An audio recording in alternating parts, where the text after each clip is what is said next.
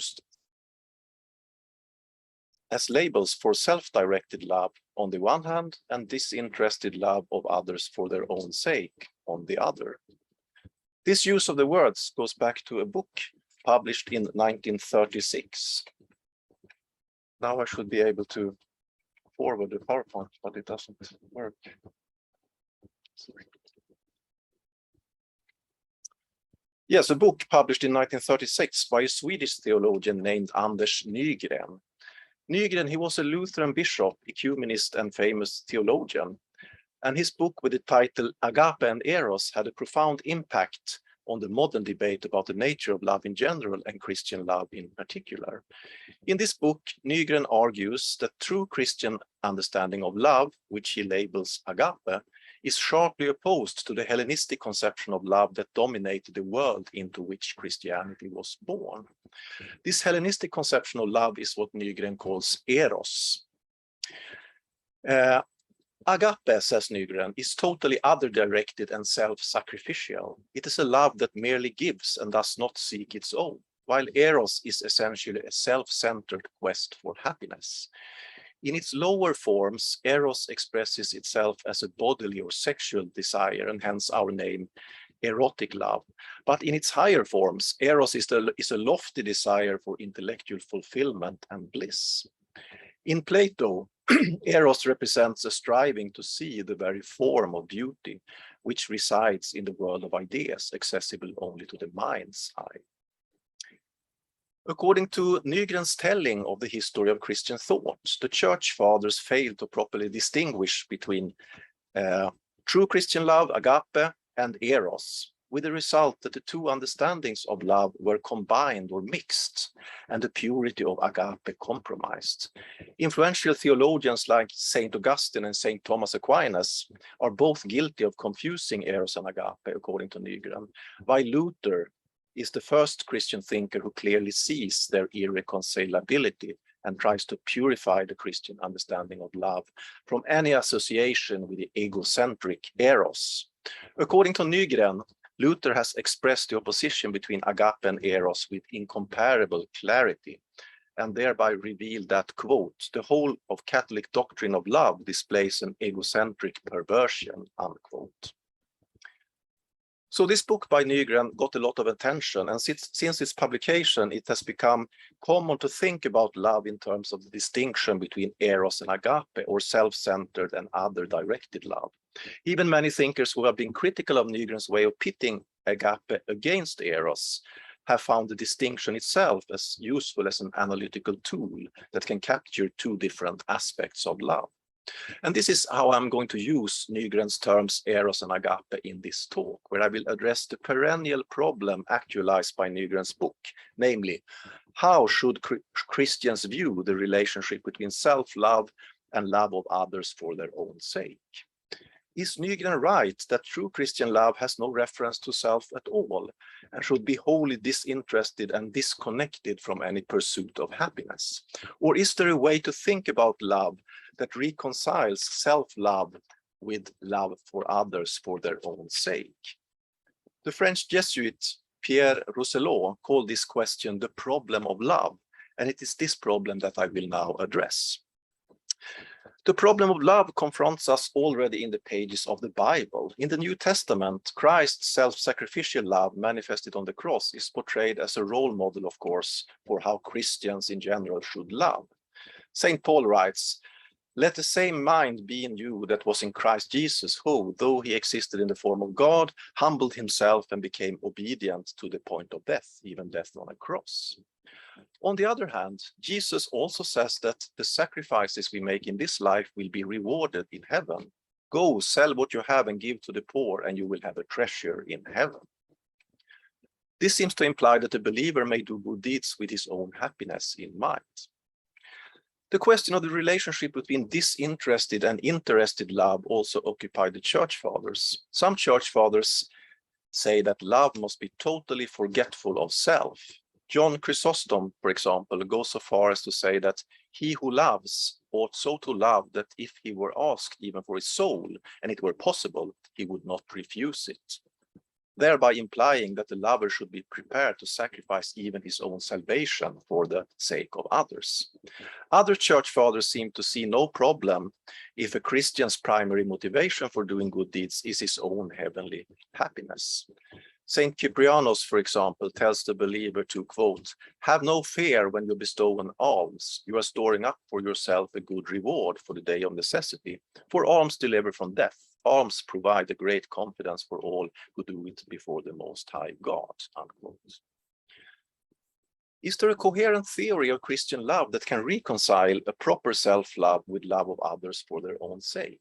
In other words, can Eros and Agape be harmoniously united? Or is Nygren right that they are inherently opposed? Today, many theologians think that Nygren was wrong to exclude Eros and self-love from Christian love. They hold that while Christian love is giving and sacrificial, it also essentially contains a desire for beauty, goodness, and happiness. According to Benedict XVI, the former pope, for example, Christianity does not at all oppose Eros, but purifies it. Benedict writes, "Eros and Agape can never be completely separated. The more the two in the different aspects find a proper unity in the one reality of love, the more the true nature of love in general is realized. Even if Eros is at first mainly covetous and ascending, a fascination for the great promise of happiness, in drawing near to the other, it is less and less concerned with itself, increasingly seeks the happiness of the other. The element of Agape thus enters into this love." Many Protestant thinkers have also come to the same conclusion, such as C.S. Lewis, who argues that gift love, which is Lewis's own name for Agape, and need love, which is his name for Eros, are both necessary components of healthy human love. This becomes especially clear, according to Lewis, in the case of love for God. Lewis writes, "It would be a bold and silly creature that came before its creator with the boast, 'I'm no beggar, I love you disinterestedly.' A creature who feels no need for God as a source of happiness is a very defective lover of God." However, even if we accept that both Eros and Agape are necessary aspects of Christian love, the question remains how they are related to each other and what keeps them together. Is one aspect more fundamental than the other? And in that case, which one, self-love or love of others? Or do both aspects emerge from a common principle? One way of explaining how self-love and love of others can be harmoniously held together is suggested by Aristotle. According to him, the happy person is the virtuous person, that is, the one who has a good moral character. Since we acquire a good moral character by loving and doing good to others, there is no contradiction between true self-love and love of others. It is precisely by loving others for their own sake and doing good to them that we perfect ourselves in virtue and hence become truly happy. Although this is a good explanation in my view, it does not answer all questions. We may still ask why virtue requires that we love others for their own sake. Why is not self-love sufficient for moral perfection? Moreover, Aristotle's view can be accused of reducing love of others to self-love. The good man, says Aristotle, is ready to lose money on condition that his friends get more. For the friend gets money, but he himself gains fineness of character, so he assigns to himself the greater good. This can seem to mean that we in the final analysis do not love others for their own sake, but for the sake of gaining fineness of character, which means that we love others in order to become more virtuous and hence happy ourselves. Since Aristotle's solution to the problem of love leaves some questions unanswered, it would be desirable to find a deeper explanation of why there is no competition between love of self and love of others. In other words, how Eros and Agape fit together. I will now argue that such an explanation can be found in the thought of Thomas Aquinas. In order to understand Aquinas' explanation, we need first to look at Aquinas' general theory of love. So according to Aquinas, love is the basic principle or cause behind any movement towards an end. It is love that moves humans to desire and strive for things, and love is therefore something pertaining to the appetite. What does Aquinas mean by appetite? An appetite is an inclination or attraction towards something good or away from something evil. Humans have a bodily or sensitive appetite, but also an intellectual or rational appetite, which we call the will. The will is a power that moves humans towards what the intellect judges to be good, while sensitive appetites such as hunger incline us towards what the senses perceive as good and away from what the senses perceive as evil. Now, love and desire are closely related but distinct phenomena according to Aquinas. Love is the first change wrought in the appetite by the appetible object, and is nothing else than a complacency, complacentia, in that object. By complacentia, Aquinas means a sense of affinity for the object, a sense that the object is good and fitting for the one who loves it. This affective affinity for an object causes the lover to desire it when it is absent and to enjoy the object when it is present. Desire and joy are hence effects of love. Since we have both sensitive and intellectual appetites, Aquinas distinguishes between sensitive and intellectual love. Sensitive love is not under the control of free will except indirectly, and this kind of love is simply the sensual attraction that we have towards certain bodily goods. Intellectual love, on the other hand, exists in the will, which is the rational appetite. Intellectual love is always caused by the intellect's prior judgment that a certain object is fitting, convenience to the lover. What exactly does it mean that something is fitting? It means, according to Aquinas, that there is some kind of likeness between the object of love and the lover. Likeness is hence what causes love to arise. However, different kinds of likeness give rise to two different kinds of love. Aquinas here distinguishes between love of concupiscence, amor concupiscentiae, and love of friendship, amor amicitiae. Love of concupiscence arises as a result of potential likeness. That is, when we encounter something that we do not actually have, but could potentially have, and that would promote our well-being or perfect us in some way. For example, if I'm starving, I need nourishment, which is to be found in bread, which I therefore love with the love of concupiscence. Actual likeness, on the other hand, such as the likeness between all of us who share the form of humanity, or between people who have a similar virtuous character, can cause love of friendship, amor amicitiae, to arise. This is because sharing in the same form creates or constitutes a union between people and makes it possible for them to identify with one another. For the very fact, writes Aquinas, that two men are alike, having as it were one form, makes them to be in a manner one in that form. Love of friendship is hence based on a perception of some likeness or oneness with another, and this kind of love always has a person as its object. The lover's sense of being one with the beloved makes him regard her good or well-being as his own. Aquinas writes, when a man loves another with the love of friendship, he wills good to him, just as he wills good to himself. Wherefore he apprehends him as his other self, insofar to wit as he wills good to him as to himself. Unquote. It is very important to note here that love of concupiscence and love of friendship cannot be understood as two separate phenomena. Instead, we should think of them as two different aspects of one and the same love, aspects that always go together and logically presuppose each other. When I love some good with the love of concupiscence, I always desire it for somebody's sake. For example, when I'm hungry, I desire the good of food because it's potential nourishment for me. However, the person for whose sake I desire some good can also be some other person than myself. If this is the case, then I do not love that person with the love of concupiscence, but with the love of friendship. This means that I do not love her for the sake of something or somebody else, like I do when I love the food, but instead I love her for her own sake as something that is good in itself. Aquinas explains the relation between love of concupiscence and love of friendship thus. The movement of love has a twofold tendency towards the good which a man wishes to somebody, to himself or to another, and towards that which he wishes some good, that is, towards the person, either oneself or another. The person whom one wishes good to is loved with the love of friendship, and the good that one wishes for him or her is loved with the love of concupiscence.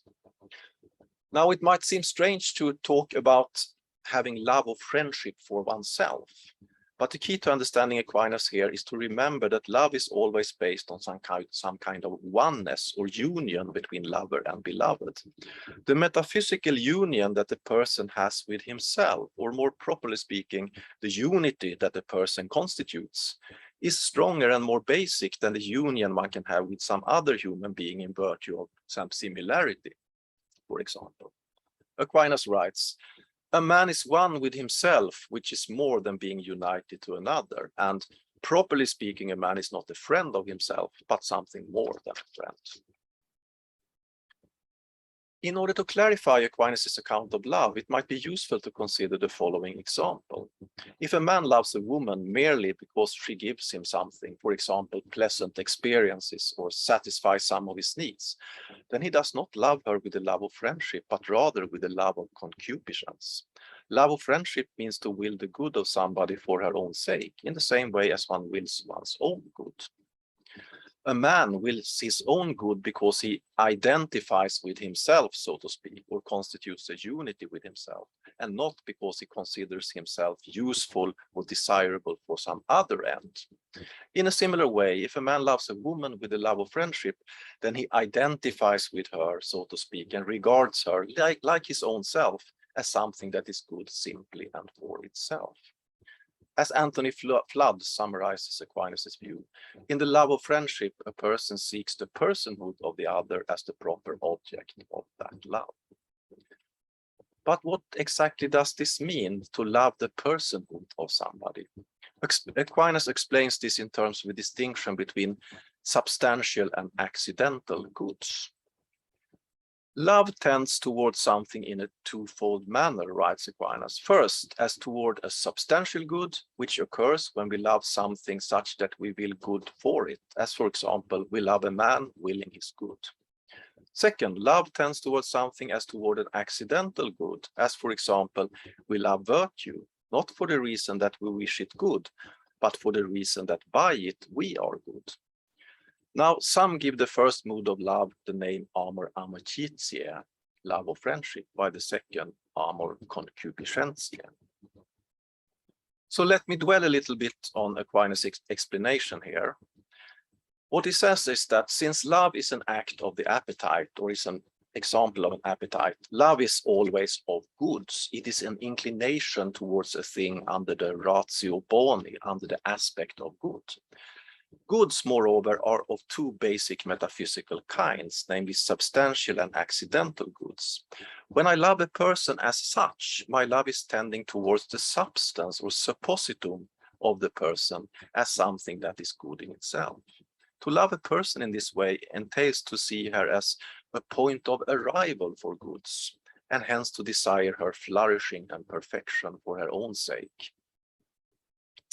Accidental goods, on the other hand, such as virtue, knowledge, or pleasure, are secondary objects of love, things that are loved with the love of concupiscence for the sake of a substantial good, namely a person.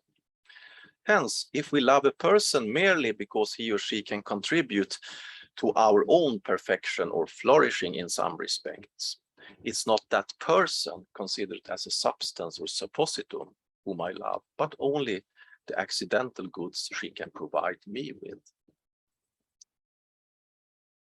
Okay, so before we come to Aquinas' solution to the problem of love, I must say something about the relation between love and unity or union. We have seen that union with another is a cause of love for Aquinas, but there are different kinds of union, and some kinds are effects rather than causes of love. The kind of union that causes love is metaphysical union.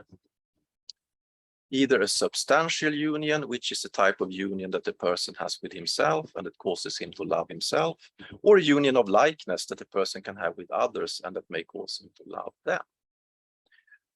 There is, however, also a second kind of union, besides metaphysical union, namely the kind that love itself constitutes.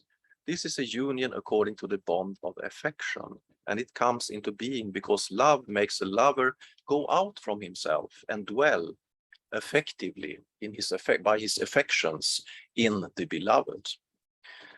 Aquinas describes what happens here as ecstasy, which means standing outside of oneself. Ecstasy pertains only to love of friendship. In the love of concupiscence, the lover's affection also goes out towards an external object, but only to appropriate this object for the self's sake, so that the affection in effect returns to the lover. In ecstatic love, on the other hand, that is love of friendship, the lover's affection does not return in this way, but remains in the beloved. This is why the lover is said to stand outside of himself. There is also a third kind of union, besides metaphysical union and the union that love itself constitutes, and Aquinas calls this real union, or the union of possession. This is achieved when the lovers are physically present to each other and enjoy each other's company. Love is the efficient cause of such real union because it, quote, moves the lover to desire and seek the presence of the beloved, unquote, as Aquinas says. Okay, now when I recounted some features of Aquinas' general theory of love, it's time to see if it contains a solution to the problem of love. Can Aquinas explain why there is no competition between self-love and love of others, or Eros and Agape? Well, we have seen that for Aquinas, love of friendship presupposes that lover and beloved are united in some way. We love our friends because we share some form or likeness with them.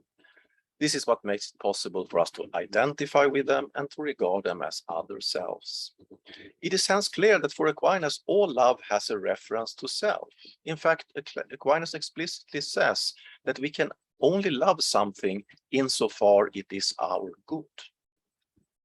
This follows from the fact that love for Aquinas is an appetitive phenomenon, something that pertains to the appetite. He writes, the very relation or adaptation of the appetite towards something as toward its own good is called love. Now, Anders Nygren, the Swedish theologian I started with, takes what Aquinas says here as a confirmation that Aquinas' view of love has strayed far from the Christian idea of agape, which is a love that does not seek its own. The very fact that Aquinas locates love in the appetite reveals, according to Nygren, that Aquinas thinks of love as a desire to acquire and possess. This is precisely what Nygren calls Eros. Nygren acknowledges, of course, that Aquinas also talks about love of friendship, which is supposed to be a non-acquisitive love by which friends are loved for their own sake.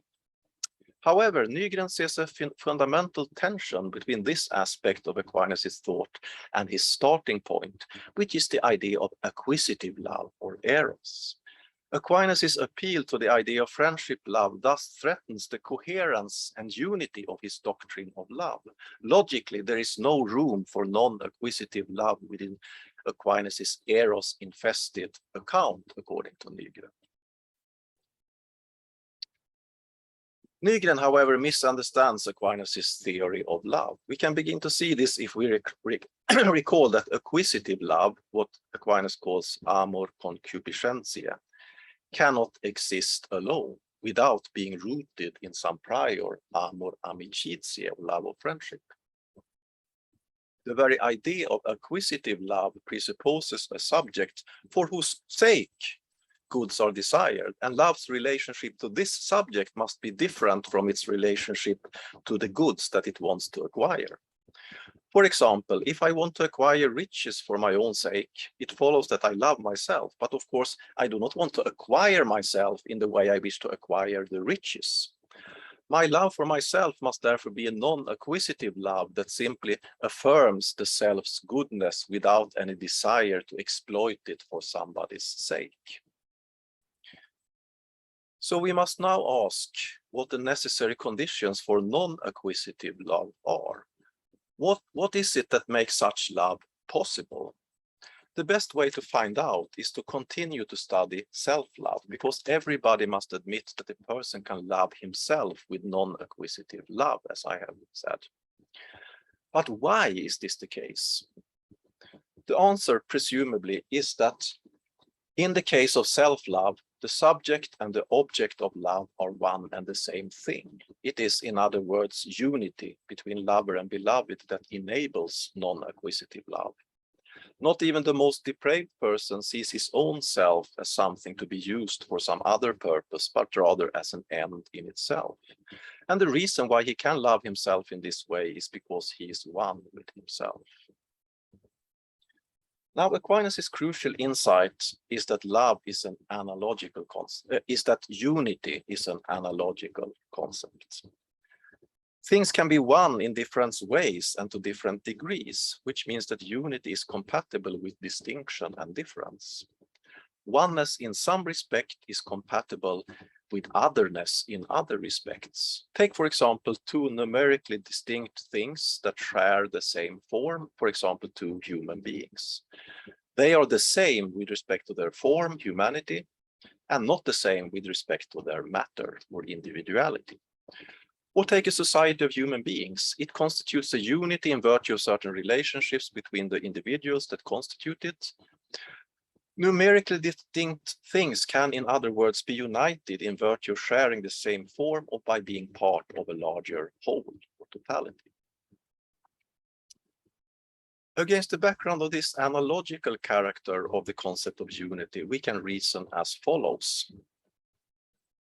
Everybody must admit that actual numerical unity between lover and beloved makes possible a non-acquisitive love. We all love ourselves non-acquisitively and for our own sake. However, what reason do we have to believe that numerical unity is the only kind of unity that can elicit non-acquisitive love? Why could not formal unity, likeness, provide the necessary condition for this kind of love as well? Since unity is an analogical concept, it seems that Aquinas can very plausibly argue that non-acquisitive love or love of friendship is possible whenever people are united or one in some respect. For example, I can love my family because we are united by a family bond, and I can even love all people because we are one in the form of humanity. So in response to this, Nygren could refine his critique. He could argue that a person who loves another only because she is united to himself, in reality loves only himself. In other words, the beloved becomes an object of love because she is seen as incorporated into the lover's own identity or self. If this is the case, it seems that Aquinas can rightly be accused of reducing love of others to love of self. Perhaps this accusation contains some truth with respect to how Aquinas describes the love that parents have for their children. Aquinas writes, parents love their children as being parts of themselves. However, when it comes to love between friends, Aquinas sees things differently. Friends do not regard each other as part of themselves. Instead, their love is based on the fact that they share in something common, such as a common form, as described earlier. To see oneself as united with another person in this way is not to see the other as a part of oneself. Instead, it's wholly compatible with recognizing the other's otherness. Just because two people are one in some respect, they do not become one in all respects. The most important kind of unity, of course, is the unity or union that love itself constitutes. This union makes the lover see the beloved as another self, which means that he starts to regard the beloved's good as equally important, or almost so, as his own. This, however, does not mean that the lover ceases to view the beloved's good as being hers rather than his. We might say that the beloved's good in one sense becomes the lover's own in virtue of the union of love between the two. In another sense, however, it remains the beloved's good in virtue of being located in her, so to speak, rather than in the lover. As David Gallagher explains, A person can be willing his own good in willing the good for the other, and willing it precisely as being in the other. The fact that the union of love does not obliterate the distinction between lovers is the reason why Aquinas describes love in terms of ecstasy, as I recounted earlier. The lovers going out to the beloved in order to remain there in his affections is what creates the union of love. But since love of friendship does not strive to assimilate the thing loved to the lover as love of concupiscence does, the otherness of the beloved remains. If the unity of love had meant that the beloved somehow ceases to have her own distinct identity and instead becomes a part of the lover, then the lover would not need to go out from himself in order to dwell in the beloved. Instead, he could stay in himself and find the beloved there, so to speak. Ecstasy, hence, creates union, but is the very opposite of self-centeredness, since it means to give oneself to another, as Aquinas puts it. To those whom we love with the love of friendship, we are related as to ourselves, communicating ourselves to them in some way. This means that something that is and remains truly other than the lover becomes equally important to him as his own self, or at least almost so. This is why the beloved does not become, for Aquinas, like a part of the self, but like an other self. So we are now in a position to understand what Aquinas means when he says that we can only love something, quote, insofar it is our own good. What he means is that we can only love something insofar as we see ourselves as in some way united to it. However, since unity is an analogical notion, we can see ourselves as being united to things that are truly other than us, such as other persons with their own distinct identities. Loving only what one is united to is not the same thing as loving only oneself. There is still something that remains to be explained, however. On the basis of biblical teaching, Christians hold that we should love God more than we love ourselves. This seems to be an undeniable Christian principle, but it raises the following question. If we love others because we are united to them and therefore regard them as other selves, as Aquinas argues, how can it be possible to love something more than oneself?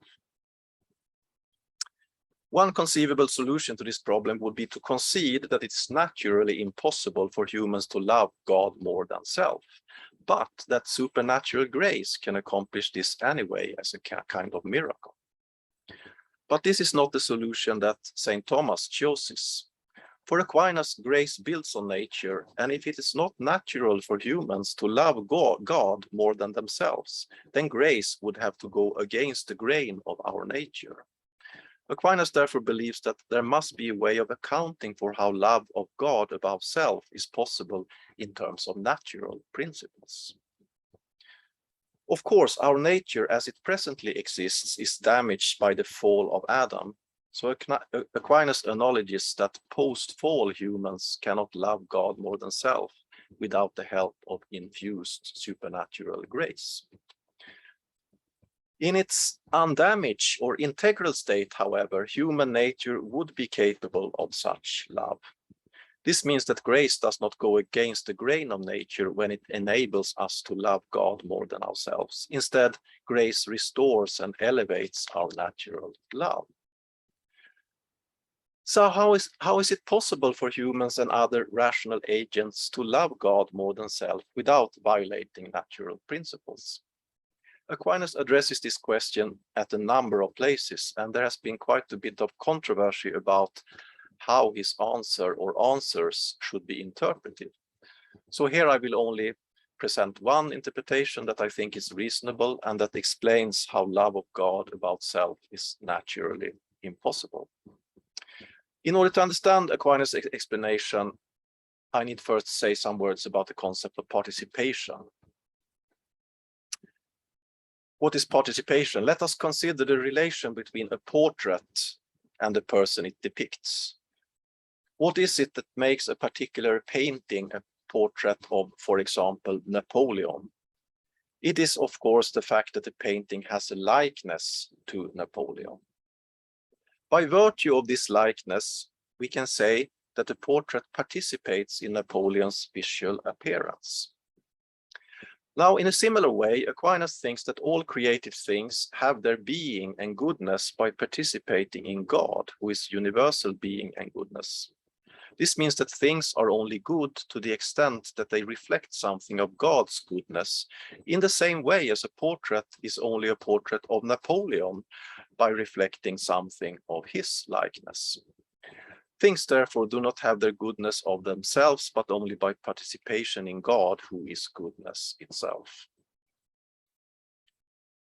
Okay, let us now look at Aquinas' explanation of natural love of God above self.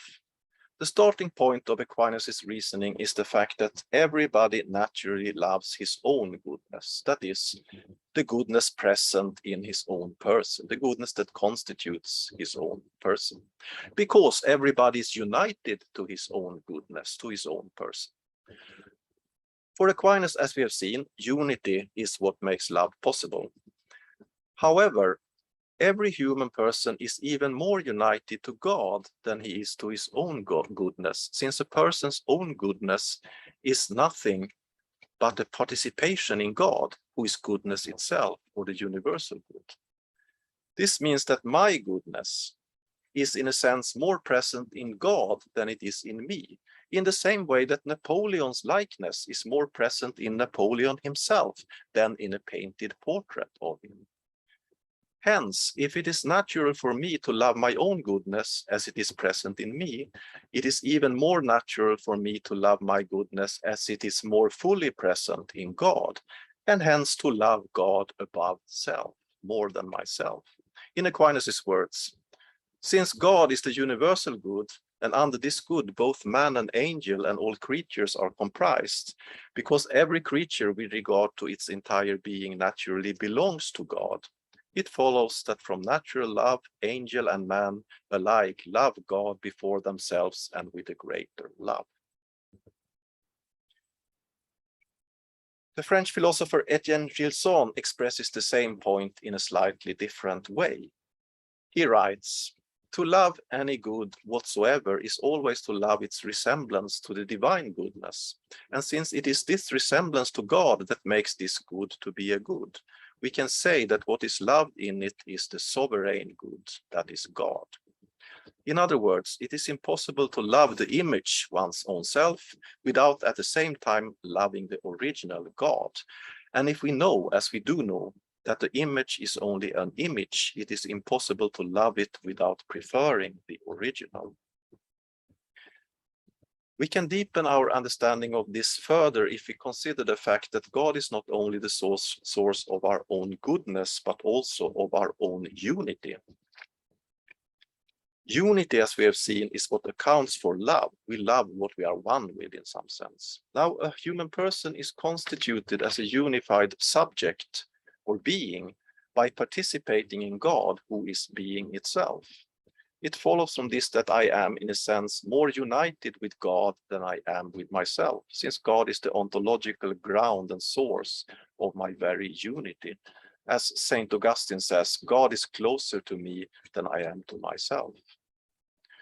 Since the unity I have with myself is what causes me to love myself, and since I'm more united to God than I am to myself, it follows that it is natural for me to love God more than myself.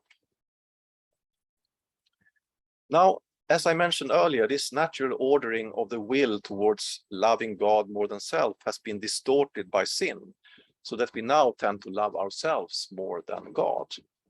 Although this is an unnatural state of affairs, the fact remains that we now need God's healing grace in order to be able to love God in the proper way.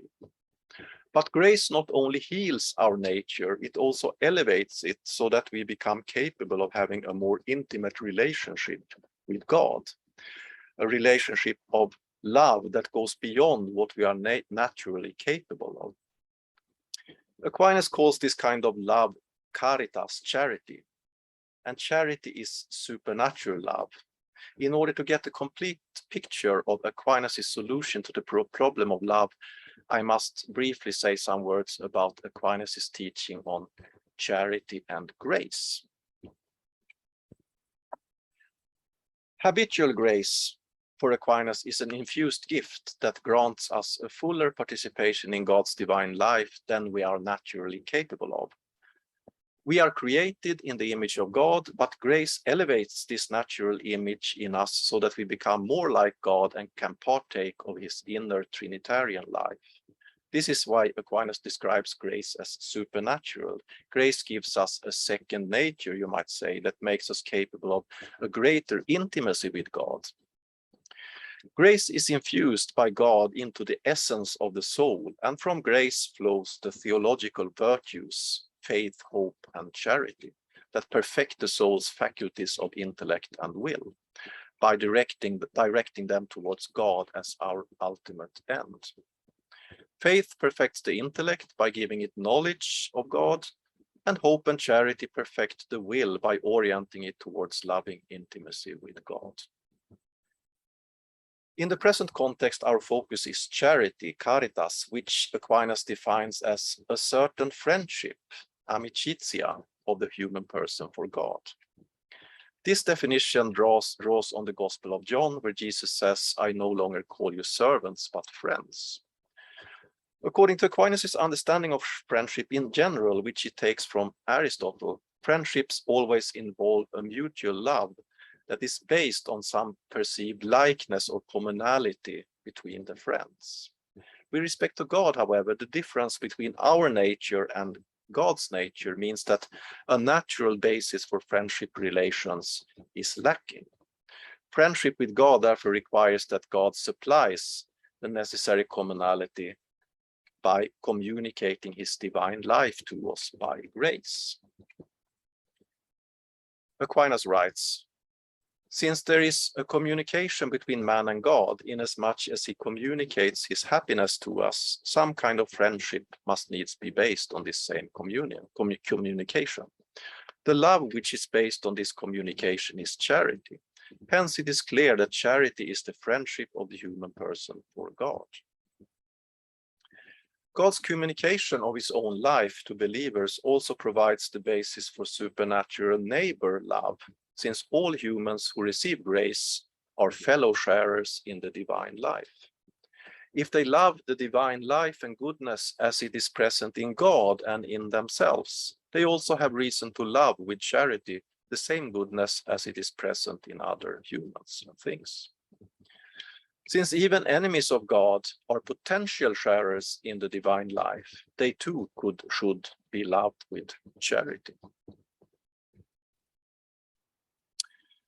Okay, we have seen that natural love and supernatural love or charity follow the same basic principles according to Aquinas. The fundamental principle is that love is an inclination or attraction towards the good insofar as it is the lover's own good. Love always has a reference to the lover's self, and this is why Nygren, as we remember, thinks that Aquinas' account of love is egocentric. As we have seen, however, Nygren's judgment is based on a misunderstanding of what it means for something to be the lover's own good. What Aquinas means is that any good that a person loves must somehow be united to that person and can therefore be seen as the person's own good in an analogical sense. The relevant kind of union can exist either on the natural or the supernatural level. On the natural level, all human beings are united by sharing the form of humanity, and this makes it possible for any one human to love another for the other's own sake as an other self. Moreover, since every good that we love in ourselves and in others is merely a resemblance or likeness of God's goodness, we have reason to love God more than ourselves. On the supernatural level, the same principles are at work. What unites humans with God and each other on this level is actual or potential participation in God to a degree that goes beyond what occurs on the natural level. By the gift of grace, we become partakers of God's inner Trinitarian life, and the actual or potential communication of this life to all humans unites us to God and to each other, which makes it possible for us to love all with charity. This means that Aquinas' theory of love reconciles Eros and Agape, or self-love and love of others for their own sake. Love is erotic, according to Aquinas, because it seeks its own good. However, love is also agapeic, since the lover's own good can be good that is common to all and primarily found in God.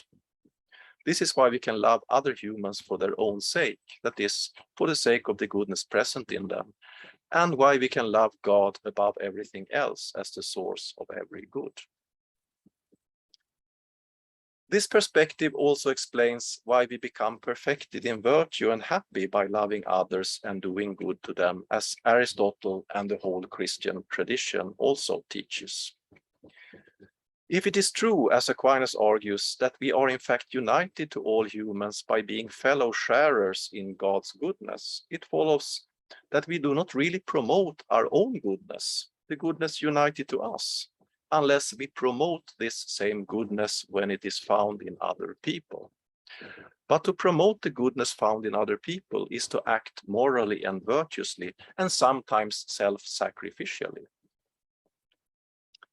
The unity between all people on both the natural and the supernatural level hence explains how agape can be self-sacrificial without in any way contradicting the erotic quest for one's own happiness. A person who only cares for himself neglects a big part of his own goodness, namely the part that is present in other people. So I will stay there and open up for questions. Thank you for listening.